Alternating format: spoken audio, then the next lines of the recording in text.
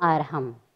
आज हम चर्चा करेंगे जैन योग मीमांसा के अंतर्गत, बौद्ध दर्शन के अंतर्गत योग की क्या अवधारणा है। महात्मा बुद्ध बौद्ध दर्शन के प्रवर्तक है। उन्होंने योग के संदर्भ में 4 आर्य सत्य की परूपणा की। जब वो राजकुमार थे तब उन्होंने संसार में कुछ दृश्यों को देखा। एक वृद्ध व्यक्ति को देखा, एक बीमार व्यक्ति को देखा और एक मृत व्यक्ति को देखा और एक सन्यासी को भी देखा।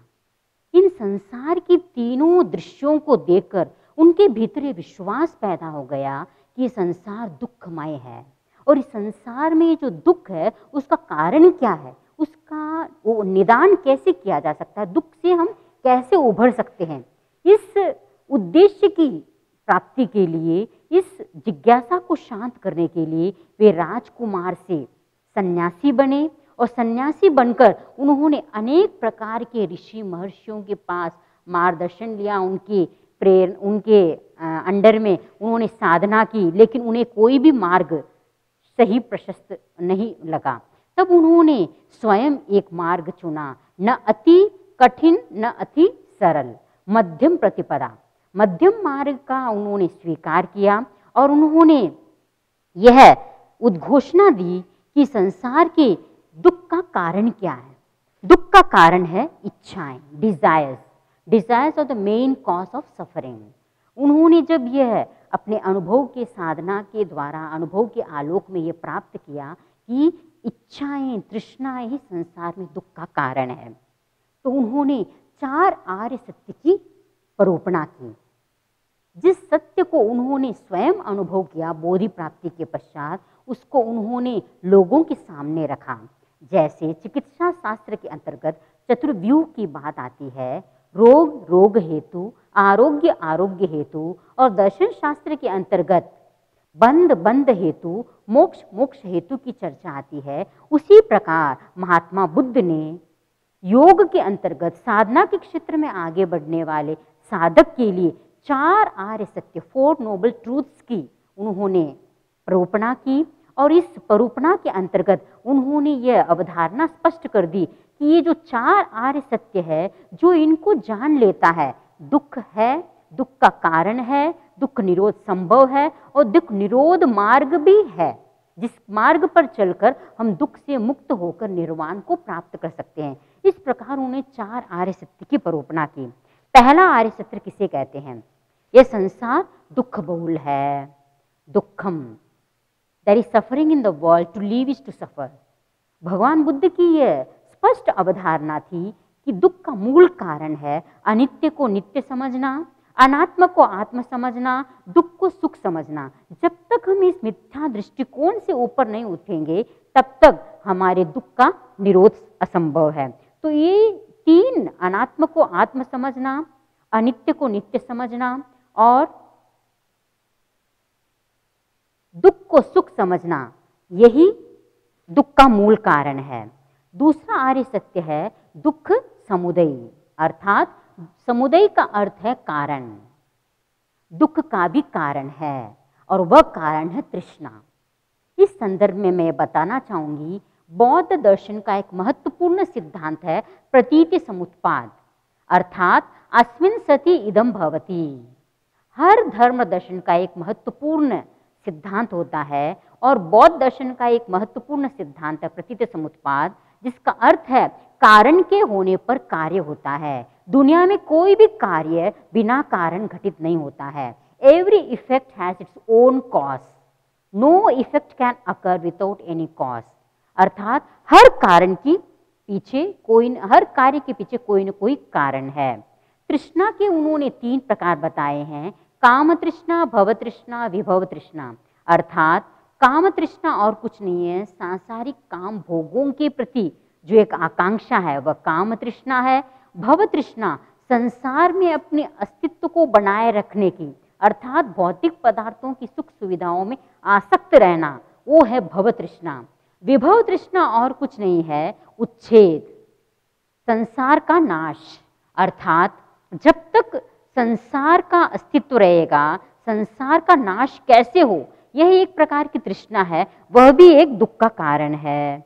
इस प्रकार हम देखते हैं कि प्रतिसमुत्पाद के अंतर्गत भगवान बुद्ध ने द्वादश निदान की चर्चा की है। द्वादश चक्र भी कहते हैं, इसे भाव चक्र भी कहते हैं। इसमें कारण कार्य की श्रृंखला स्पष्ट परिलक्षित होती है। इसमें बताया है व्यक्ति जरा और मरण क्यों प्राप्त कर रहा है, क्योंकि ये जो दो बुढ़ापा और मृत्यु ये दुख बहुल है, ये क्यों, इसका कारण क्या है? इसका कारण है जाति, जाति अर्थात जन्म, और जाति का कारण है भव, भव अर्थात संसार में अपने अस्तित्व को बनाए रखने की आकांक्षा, और उपादान, और उसका उपादान क्या है? तृष्णा। तृष्णा क्या है? तृष्णा का आधार क्या है? वेदना, और वेदना का आधार क्या है? स्पर्श।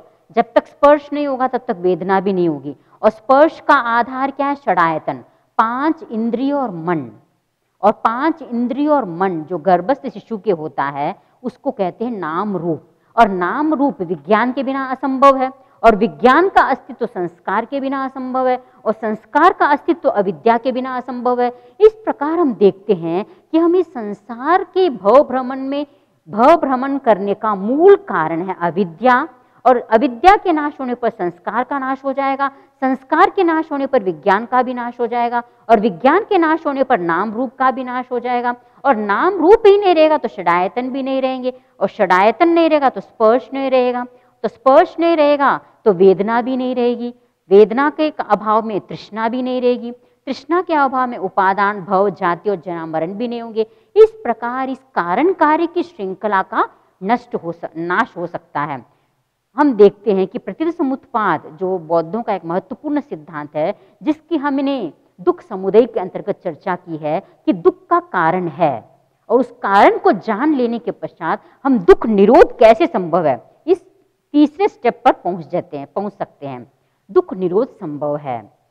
The solution is to eliminate desire and attachment. जब तक हम अपनी तृष्णाओं और आसक्ति का नाश नहीं करेंगे, उनको नहीं हटाएंगे, तब तक दुख का नाश नहीं होगा। तृष्णा का नाश ही दुख निरोध का मार्ग है। अब चौथा आर्य सत्य है जो महत्वपूर्ण है योग के संदर्भ में, योग साधना के में बढ़ने वाले साधकों के लिए अष्टांगिक मार्ग को समझना बहुत जरूरी है। दुख निरोध गामिनी प्रतिपद चौथा आर्य सत्य है, अर्थात दुख निरोध के लिए वस्तुतः मार्ग है। उन्होंने केवल दुख है, दुख का कारण है और दुख निरोध संभव है इतना ही नहीं कहा, उन्होंने मार्ग भी प्रशस्त किया। किस मार्ग पर चलकर व्यक्ति दुख निरोध कर सकता है? वो 8 अष्टांगिक मार्ग सम्यक दृष्टि, सम्यक संकल्प, सम्यक वाक, सम्यक कर्मांत, सम्यक आजीविका, सम्यक व्यायाम, सम्यक स्मृति और सम्यक समाधि। अब इसकी हम विस्तार से चर्चा करेंगे। Noble 8-fold path, right view, right intention, right speech, right action, right livelihood, right effort, right concentration and right mindfulness. अब इस 4 आर्य अष्टांगिक मार्ग को हम 3 भागों में विभाजित कर सकते हैं जो बौद्ध दर्शन का मूल आधार है, शील, समाधि और प्रज्ञा। शील के अंतर्गत right speech, right action, right livelihood, समाधि के अंतर्गत right effort, right mindfulness, right concentration, और प्रज्ञा के अंतर्गत right understanding and right thought. अब हम चर्चा करेंगे प्रज्ञा की। हम किस प्रकार प्रज्ञा को प्राप्त कर सकते हैं? राइट अंडरस्टैंडिंग और राइट थॉट। राइट अंडरस्टैंडिंग किसे कहते हैं? सम्यक दृष्टि किसे कहते हैं? What needs to be understood. सम्यक दृष्टि का मतलब क्या है? Understanding the universal truths of 4 noble truths. दुख है, दुख का कारण है, दुख निरोध संभव है, दुख निरोध मार्ग है, इसके प्रति जो एक आस्था है, 4 आर्य सत्य के प्रति जो आस्था है वह है सम्यक दृष्टि। Understanding of the 3 characteristics of life that govern everything that exist. अनित्य, दुख, अनंत। जो अनित्य है उसको अनित्य समझो, जो दुखमय है उसको दुखमय समझो, जो अनात्म है उसको अनात्म समझो। यही सम्यक दृष्टिकोण का मूल अर्थ है। भगवान बुद्ध ने यह बताया है कि जो सम्यक दृष्टि व्यक्ति अकुशल मूल को अकुशल समझता है और कुशल मूल को कुशल मूल समझता है, अर्थात अशुभ प्रवृत्ति को अशुभ प्रवृत्ति मानता है और शुभ प्रवृत्ति को शुभ प्रवृत्ति मानता है, उन्होंने कर्म को 3 भागों में विभाजित किया, कायिक कर्म, वाचिक कर्म और मानसिक कर्म। कायिक कर्म के अंतर्गत भगवान बुद्ध ने 5 अकुशल कर्मों से बचने का हमें संदेश दिया है। प्राणातिपात अर्थात हिंसा, अदत्तादान चोरी, मिथ्याचार व्यभिचार, मृषावचन झूठ, पिशुन वचन चुगली, परुष वचन कटु वचन। इस प्रकार भगवान बुद्ध ने ये जो 4 कायिक कर्म है उससे बचने की प्रेरणा दी है और कुशल कर्म में प्रवृत्त होने की प्रेरणा दी है। वही व्यक्ति सम्यक दृष्टिकोण वाला होता है जिसके भीतर ये दृष्टि सही होती है कि ये हिंसा है या अहिंसा है, ये अचौर्य है, ये चोरी है, अव्यभिचार है, ये व्यभिचार है। और वाचिक कर्म के अंतर्गत मृषावचन, पिशुन वचन, परुष वचन और बकवास, इन 4 चीजों का निषेध किया, अकुशल कर्म का निषेध किया है। और अमृषावचन, अपिशुन वचन, अकटु वचन और असंप्रलाप, इसकी प्रेरणा दी है। और मानसिक कर्म के अंतर्गत प्रतिहिंसा और मिथ्या दृष्टि अर्थात झूठी धारणा, इससे बचने के लिए प्रेरणा दी है। और अप्रतिहिंसा और अमिथ्या दृष्टिकोण के प्रति अपनी आस्था को बनाए रखने के लिए कहा है। और दूसरा है राइट थॉट अर्थात सम्यक संकल्प। Good and evil forces are latent in all of us. The evil forces will rise to the surface at unexpected moments. Greed and hatred coupled with ignorance are the chief causes of all evil. Dhammapada में ठीक ही कहा है, there is no fire like lust, no grip like hate, there is no net like delusion, no river like craving. इसका मतलब इस दुनिया में लोभ से बढ़कर कोई अग्नि नहीं है और द्वेष से बढ़कर कोई जाल नहीं है। और there is no net like delusion, कोई भी जाल, माया की तरह कोई जाल नहीं है। नो रिवर लाइक क्रेविंग, और कोई भी ऐसा नदी नहीं है, जो कोई भी ऐसा आकांक्षा नहीं है। No river like a craving. तो वाई राइट थॉट, सम्यक संकल्प, सम्यक दृष्टिकोण के माध्यम से जब हमें सम्यक ज्ञान हो जाता है कि अनात्म को हम अनात्म समझते हैं, अनित्य को अनित्य समझते हैं और दुख को दुख रूप में स्वीकार करते हैं, तब केवल जानने से नहीं होगा, उसको जानने के बाद संकल्पित होना पड़ेगा कि हम किस प्रकार अशुभ कार्य से, अकुशल कर्म से निवृत्त हो और कुशल कर्म के लिए संकल्पित हो। तो why right thought, eliminating evil thoughts and developing pure thoughts. हम अपने भीतर जो अशुभ विचार है उनका निषेध करें और शुभ विचार है उनका विकास करें। धम्मपद में बहुत सुंदर कहा है, mind precedes all mental states, mind is that chief, they are all mind wrought. If with the impure mind a person speaks और acts, suffering follows him like the wheel that follows the foot of the ox. इस प्रकार हम देखते हैं right thought और कुछ नहीं है कि हम अपने भीतर 3 प्रकार के संकल्प को धारण करें। The intention of renunciation which means resistance to the pull of desire. हम अपने भीतर अनासक्ति का संकल्प करें। The intention of good will meaning resistance to feeling of anger and aversion. हमारे भीतर जो विद्वेष की भावना है, गुस्से की भावना है, द्वेष की भावना है, उसे हम छोड़ें। The intention of harmlessness meaning not to think और एक्ट क्रूयली, वायलेंटली और aggressively and to develop compassion. हिंसात्मक जो उग्रता है उसको हम रोके संकल्प के माध्यम से और हमारे भीतर करुणा का विकास हो।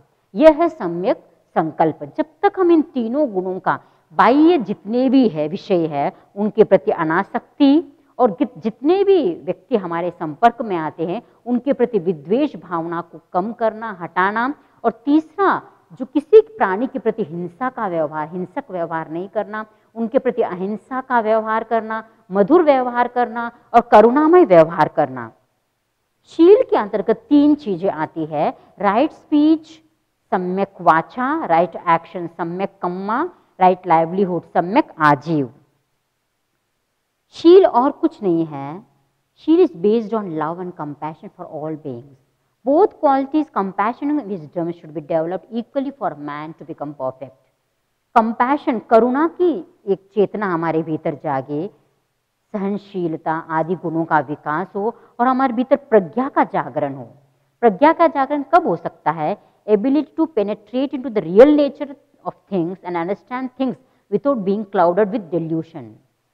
माया से रहित हम किसी चीज को समझने का प्रयास करेंगे तो ही हमारा सम्यक एक्शन होगा। सम्यक speech, right speech. Perfect speech or right speech is one that is truthful, affectionate, helpful and which promotes concord, harmony and unity.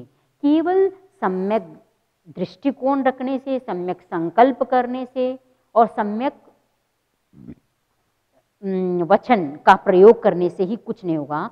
सम्यक वचन के अंतर्गत कुछ ऐसे शब्दों का प्रयोग हमें नहीं करना चाहिए। भगवान बुद्ध ने 4 प्रकार के वचन का निषेध किया है।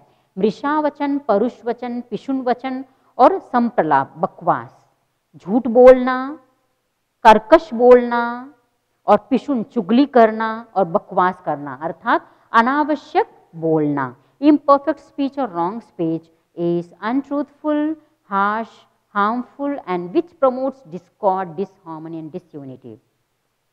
तो इस प्रकार जो हमारी वाणी है वह भी साधना के अनुकूल होनी चाहिए।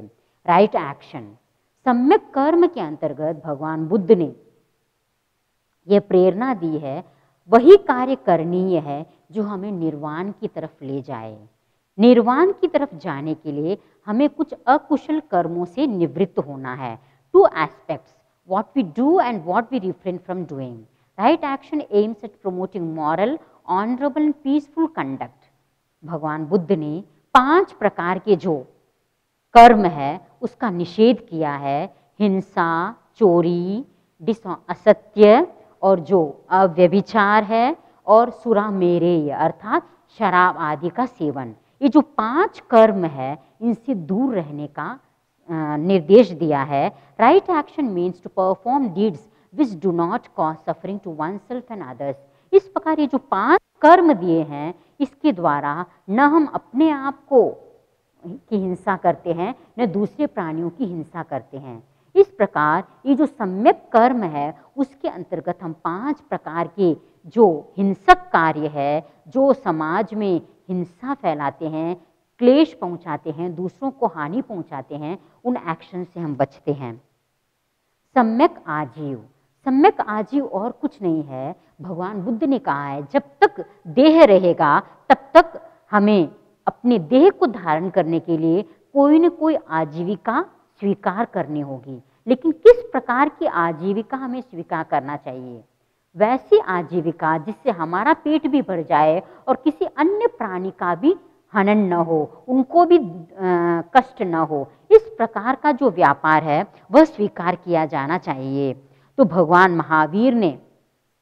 बुद्ध ने 5 प्रकार के व्यापार का निषेध किया है। हथियार का व्यापार, आर्म्स वेपन्स का, प्राणी का व्यापार, मांस का व्यापार, मद्य शराब का व्यापार और विष का व्यापार।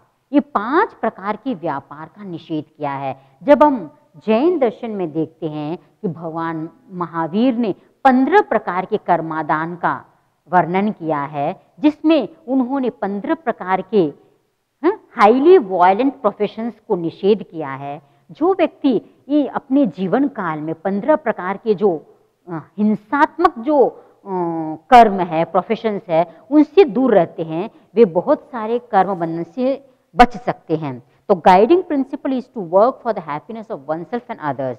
सम्यक आजीविका से और कुछ इसका मूल आधार यही है कि हम खुद भी प्रसन्न रहे और दूसरों को भी प्रसन्न रखें। और समाधि के अंतर्गत 2 बिंदु आते हैं, सम्यक स्मृति और सम्यक समाधि। तो फर्स्ट है राइट माइंडफुलनेस, सम्यक स्मृति। सम्यक स्मृति किसे कहते हैं? सम्यक स्मृति और कुछ नहीं है। सत्यपत्थान सूत्र में भगवान बुद्ध ने बहुत सुंदर कहा है कि सम्यक स्मृति किसे कहते हैं।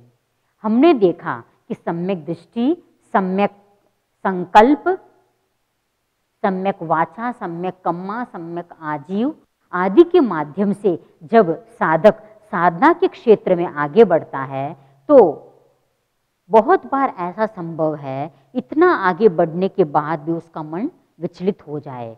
तो अपने मन को स्थिर करने के लिए भगवान बुद्ध ने 4 प्रकार के पुरुषार्थ दिया है। उन्होंने कहा to destroy the negative feelings. सबसे पहले हमें बुरे विचारों पर रोक लगानी चाहिए। सेकेंडली हमें क्या करना चाहिए? To stop inflow of new negative thoughts, नए सिरे से बुरे विचारों को रोकने का प्रयत्न करना चाहिए। पहले तो जो बुरे विचार है हमारे भीतर संचित, उसको नष्ट करें, और जो नए सिरे से बुरे विचार आ रहे हैं उनको रोकने का प्रयत्न करें। जो occupy the mind with positive thoughts, और अपने माइंड को, अपने मन को, मस्तिष्क को अच्छे विचारों से ओतप्रोत रखें। To make effort to retain the positive thoughts, और जो प्रशस्त विचार है, शुभ विचार है, अच्छे विचार है, उसको धारणा बनाए। इस प्रकार जो साधक साधना के क्षेत्र में आगे बढ़ना चाहता है, अगर इन 4 प्रकार के व्यायाम, 4 प्रकार की जो स्मृति है, इसके प्रति वह जागरूक रहता है, स्मृति के प्रति जागरूक रहने पर वह इन 4 प्रकार के जो कायानुपश्यना, वेदनानुपश्यना, चित्तानुपश्यना और धर्मानुपश्यना, आप सभी जानते हैं कि बौद्ध दर्शन का जो साधना मार्ग है वह विपश्यना मार्ग पर टिका हुआ है। विपश्यना और कुछ नहीं है, केवल आते जाते शरीर में होने वाले स्पंदनों को देखना, वेदना का संवेदन करना, चित्त को देखना, श्वास को देखना और धार्मिक अनुचिंतन करना। इस प्रकार स्मृति प्रस्थान के अंतर्गत, कायानुपश्यना के अंतर्गत जो साधक है वह शरीर के अशुचिमय जो हिस्सा होता है, मल मूत्र आदि पर ध्यान केंद्रित करता है और उनके प्रति अनासक्ति का विकास करता है। वेदनानुपश्यना के अंतर्गत वह शरीर में होने वाले विभिन्न शुभ संवेदन, सुखमय संवेदन, दुखमय संवेदन, इन सब का अनुभव करता है और तटस्थ भाव से इनसे उपरत होने का प्रयास करता है। चित्तानुपश्यना में चित्त की जो चंचलता है, जो चित्त वृत्तियां है, जो प्रीति, सुख आदि के द्वारा, वितर्क, विचार आदि के द्वारा चंचल हो रही है, उनको केवल देखने का प्रयास करता है। और धर्मानुपश्यना, जो मैत्री, प्रमोद, करुणा, माध्यस्थ आदि जो भावना है, उन पर अपने चित्त को केंद्रित करता है और इसकी स्मृति सतत बनाए रखता है। तो सम्यक स्मृति के अंतर्गत इन 4 प्रकार के जो स्मृति प्रस्थान है उस पर साधक अपने चित्त को केंद्रित करता है। जैसे पतंजलि ने अष्टांगिक मार्ग के अंतर्गत यम, नियम, आसन, प्राणायाम, प्रत्याहार, धारणा, ध्यान, समाधि, जो ध्यान की स्टेज है वही सम्यक स्मृति की स्टेज है। तो इस स्टेज में व्यक्ति एक बिंदु पर एकाग्र होने का प्रयास करता है। अब लास्ट है सम्यक समाधि। सम्यक समाधि और कुछ नहीं है, concentration to the point of clear insight is the peak of Buddhist endeavor and sets Buddhism apart from other teachings. Meditation is not, as some people think, reflection upon, thinking about a subject and pondering. It is observing with alertness and keeping the attention on the subject without wavering of the mind. अब सम्यक समाधि के अंतर्गत जो साधक पहले जो 7 नियम है, जो 7 स्टेप्स है, उनका सम्यक अनुपालन करता है, वह साधक इस सम्यक समाधि में प्रविष्ट हो सकता है। सम्यक समाधि में प्रविष्ट होने के पश्चात फर्स्ट स्टेज में 4 टाइप्स ऑफ मेडिटेशन की बात आती है, 4 अवस्थाएं आती है। प्रथम ध्यान, द्वितीय ध्यान, तृतीय ध्यान और चतुर्थ ध्यान। इस प्रकार जो 4 प्रकार के ध्यान की स्टेज आती है, जो प्रथम ध्यान होता है उसमें साधक के सामने जो कंसंट्रेशन का ऑब्जेक्ट ऑफ कंसंट्रेशन होता है वह वितर्क, विचार, प्रीति, सुख, एकाग्रता। जो 4 आर्य सत्य है उनके आर्य सत्यों के प्रति वितर्क और विचार करता है। इस अवस्था में 5 चित्त वृत्तियां सक्रिय रहती है प्रथम ध्यान की अवस्था में, और जो द्वितीय ध्यान है उसमें वितर्क और विचार शून्य हो जाती है और प्रीति और सुख और एकाग्रता, ये 3 ही चीजें रहती है। अब जो साधक है वह साधना के क्षेत्र में आगे बढ़ने पर ये एक भीतरी जो आनंद की अनुभूति होती है, उस आनंद के अनुभूति में जब वह हिलोरे लगाता है तब उसे एक प्रीति और सुख का अनुभव होता है और एक एकाग्रता रहती है। 4 आर्य सत्य के प्रति उसका जो श्रद्धा है वह घनीभूत हो जाती है और प्रीति, सुख और एकाग्रता में उसकी प्रधानता रहती है। और तृतीय आर्य सत्य, तृतीय ध्यान में जो साधक है अब वह प्रीति का भाव नहीं रहता, अर्थात वह जो सुख का आनंद का अनुभव कर रहा था ध्यान के माध्यम से, ध्यान की गहराइयों में विपश्यना के माध्यम से जब भीतरी जो श्वास के स्पंदन है या शरीर के स्पंदनों का अनुभव करने पर एक अद्वितीय अद्भुत आनंद का अनुभव होता है, वह इस तीसरे ध्यान की स्टेज में उस प्रीति से भी उभर जाता है, वो आनंद से भी उपेक्षा भाव रखता है और केवल सुख और एकाग्रता पर उसका कंसंट्रेशन रहता है। और चौथे ध्यान के अंतर्गत सुख की भावना को हटाकर उपेक्षा तथा एकाग्रता का ही प्राधान्य रहता है। अब वो केवल एकाग्र, एक बिंदु पर एकाग्र हो जाता है, जिसे हम कह सकते हैं पूर्ण निरोध, पूर्ण संवर और पूर्ण निर्वाण। अर्थात इस स्टेज में जो साधक होता है वह यह कोशिश करता है कि किस प्रकार मैं अपने भीतर जो 4 ध्यान है, 4 स्टेप्स है, वह इन 4 स्टेप्स में प्रथम में वितर्क और विचार चलता है 4 आर्य सत्यों के प्रति, द्वितीय में प्रीति, सुख और एकाग्रता रहती है, तृतीय में सुख और एकाग्रता, और चतुर्थ में केवल एकाग्रता और समस्त सांसारिक सुख, संपदा, रिद्धि, सिद्धि आदि के प्रति उपेक्षा भाव होता है।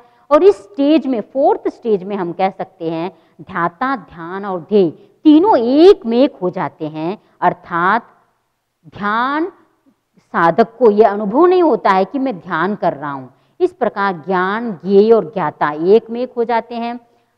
और जो साधक जिस समाधि को प्राप्त करना चाहता है, जिसका जो उसका अंतिम लक्ष्य होता है, और समाधि और कुछ नहीं है, बौद्धों के फिलॉसफी में सम्यक समाधि और कुछ नहीं है, दुख का अंत, और दुख का अंत ही निर्वाण है।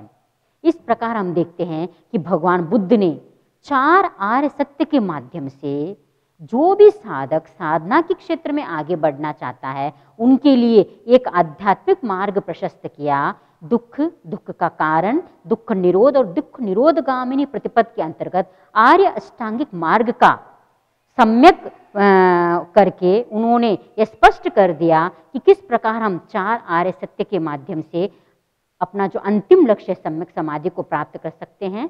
ओम।